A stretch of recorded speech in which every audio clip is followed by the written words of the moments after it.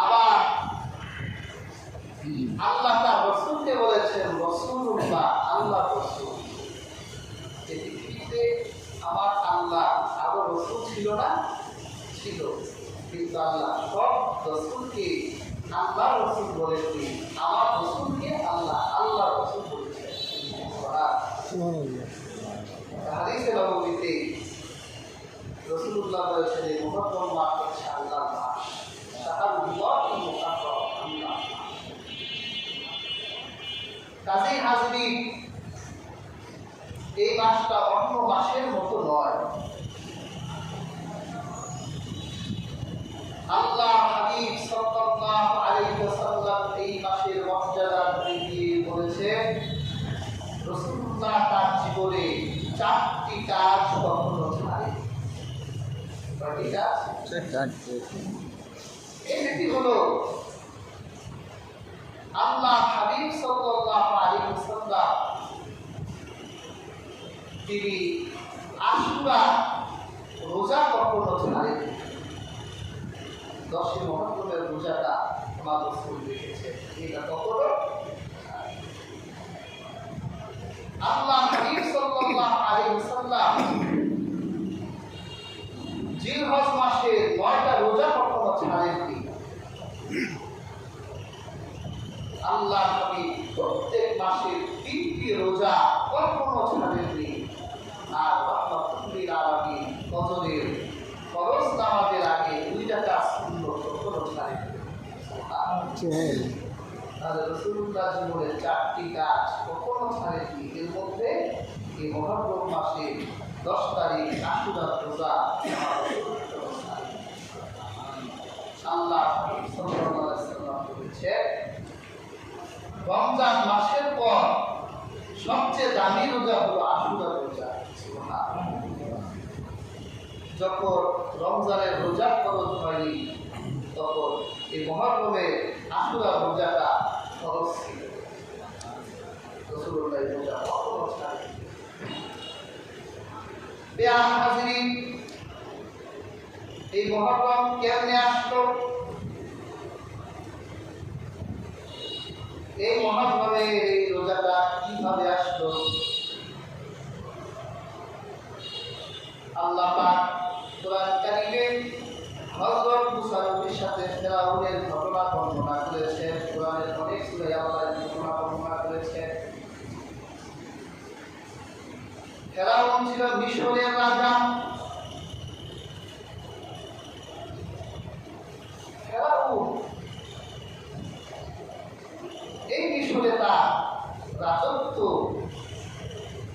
প্রতিষ্ঠার জন্য, যাতে তার রাজত্বে কেউ হাত বসাতে না পারে, সেজন্য সে হাজার হাজার শিশু হত্যা করেছে। কোন শিশু? ছেলে শিশু হত্যা করেছে। কারণ সে স্বপ্নে দেখেছিল যে তার রাজত্বে বনী ইসরাঈল থেকে এক শিশু জন্ম নিয়েছে, তার রাজত্বে হাত বসিয়েছে। যদি মনকামত্র বনী ইসরাঈল থেকে এক শিশুর জন্ম হবে, যে আপনার রাজত্ব টুকরা টুকরা করে নষ্ট করে দিচ্ছে। কোরআনে আল্লাহ পাক বলেন, ইউজাব্বিহু আবনাআহুম ওয়া ইস্তাহয়ী নিসাআহুম। এই ফিরআউন তার রাজত্ব প্রতিষ্ঠার জন্য পুত্র সন্তানদেরকে হত্যা করে ফেলত আর নারীদেরকে বাঁচিয়ে রাখত। বেআম হাজিরিন, প্রায় 70,000 গর্ভবতী নারীকে তার পেট কেটে হত্যা করা হয়েছে। নাউযুবিল্লাহ। 70,000 গর্ভবতী নারী হত্যা হয়েছে। শুধু একটু ক্ষমতায় থাকা। এরকম ফেরাউন আমরা পৃথিবীতে দেখি। 5 বছর 10 বছর এটার জন্য যত মানুষ মারতে হয় তত মানুষ হাজিরিন, এই যে হাজার হাজার মানুষকে হত্যা করলো এক মুসাকে মারার জন্য, কিন্তু সেই মুসাকে হাজার শিশু হত্যা করার পরেও মারতে পারে নাই। আল্লাহ তাআলা সেই মুসাকে এই মিশরে এক ঘরে জন্ম দেয়ালে আর তার লালন পালনের জন্য আল্লাহ সেই মুসাকে ফেরাউনের ঘরেই আল্লাহ পাঠিয়ে দিলেন। সুবহানাল্লাহ। তুই যে মুসাকে মারতে চাস, আমি ওই মুসারে বল করে পাঠাব। এই ঘরে মুসা বড় করে যখন কোনো যুবক হলে মুসা আলাইহিস সালাম অন্যায় দেখতে পারতেন না। রাস্তায় মুসা আলাইহিস সালাম যাচ্ছে,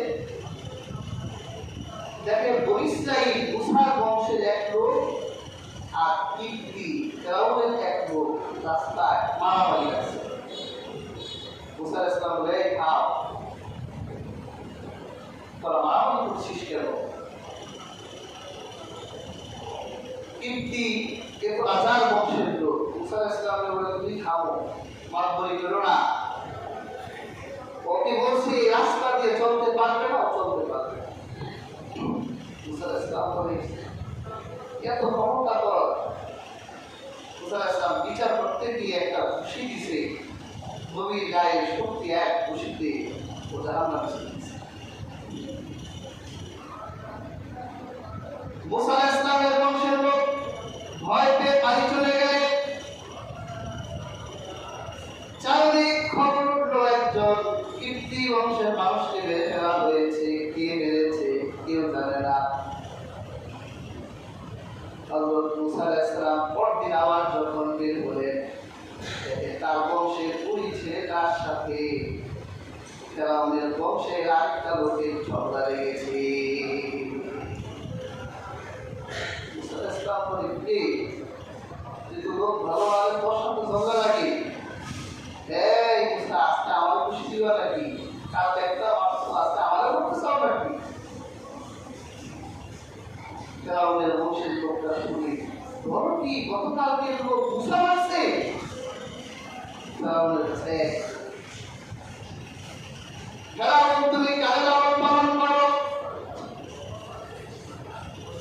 যেই মুসারে তুমি লালন পালন করো, মুসা তো তোমার বাবার চেয়ে তার ক্ষমতা অপপ্রয়োগ করে তোমার বংশের লোকটা গতকাল মুসাই খুশি দিয়ে মেরে ফেলেছে।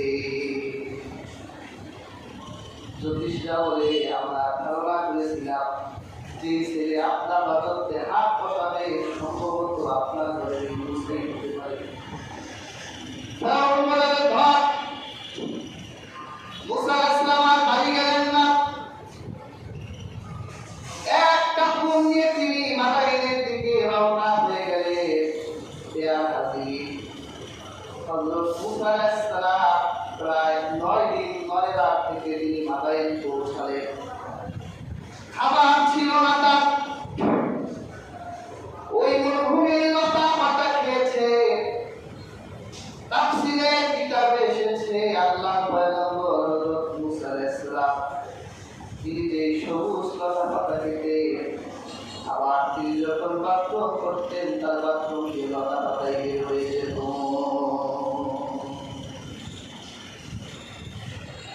মরুভূমির পাথরে পাহাড়ি পথ দিয়ে হাঁটার কারণে তার পায়ের নখগুলো উঠে গিয়েছিল।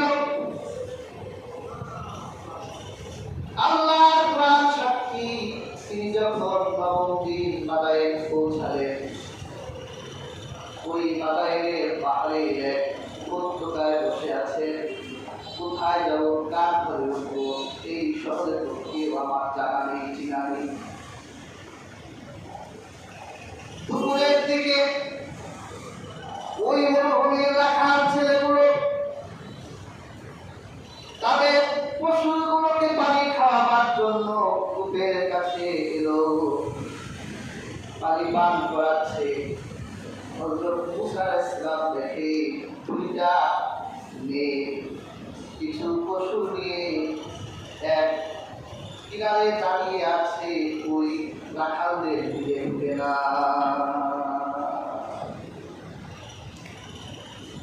ভালো মেয়েদের লক্ষণ এটাই, তারা ছেলে পুরুষদের দিকে কখনো ঢুকে না।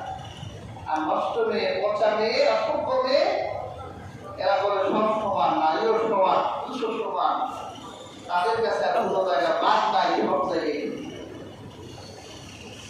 হযরত মুসা আলাইহিস সালাম দেখেন ঘন্টার পর ঘন্টা পার হয়ে যায়, তাদের পরে আসা রাখালগুলো তাদের পশুগুলোকে পানি খাওয়ায়, কিন্তু মেয়ে দুটি বুঝে পশুর রশি করে দাঁড়িয়ে আছে। হযরত মুসা আলাইহিস সালাম বুঝতে পারলেন হয়তো মেয়ে দুটি লজ্জাবতী, ভালো মেয়ে, পুরুষদের দিকে ঢুকে না। মুসা আলাইহিস সালাম উঠে গিয়ে সেই নারীদেরকে বললেন, আপনারা কারা? আর দীর্ঘ সময় দাঁড়িয়ে আছেন, পশুগুলো পানি খাওয়ান না কেন? ওই মেয়েগুলো বলল, আমরা ততক্ষণ পর্যন্ত আমাদের পশুগুলোকে পানি খাওয়াই না যতক্ষণ পর্যন্ত এই রাখালগুলো বাড়ি না যায়, সন্ধ্যা হয়ে যায়। আমরা পুরুষদের দিকে ঢুকি না, তোমাদের পুরুষ কোথায়? আমাদের পুরুষ হচ্ছে আমাদের বাবা, তিনি শাহী মুক্তাকে খুব বৃদ্ধ মানুষ, অন্ধ হয়ে গেছেন তিনি। অন্ধ বাবা, বৃদ্ধ মানুষ, তিনি তো পশু চড়াতে পারেন না, এই জন্য আমরা দুই বোন পশু চড়াই। এরপর আমরা পুকুরের দিকে আমাদের পশুকে পানি পান করাবার জন্য আসি। রাখালগুলো বাড়ি যাওয়ার পর আমরা পানি খাওয়াইয়া যখন বাড়ি যাই, সন্ধ্যা হয়ে যায়। মুসা আলাইহিস সালাম বলে, আমি কি আপনাদের উপকার করতে পারি? উপকার করলে তো ভালোই হয়। আল্লাহ পাক প্রত্যেক লোকের শরীরে 40 জন যুবকের শক্তি দিয়েছেন।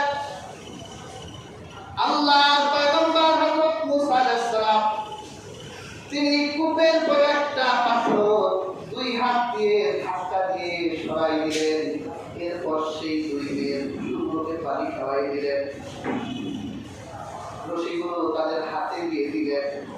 ওই দুইজন মেয়ে একটা বারের জন্য মুসাকে বলল না ধন্যবাদ, একটা বারের জন্য মুসাকে বলল না যুবক কোথা থেকে এসেছে, কোথায় যাবে।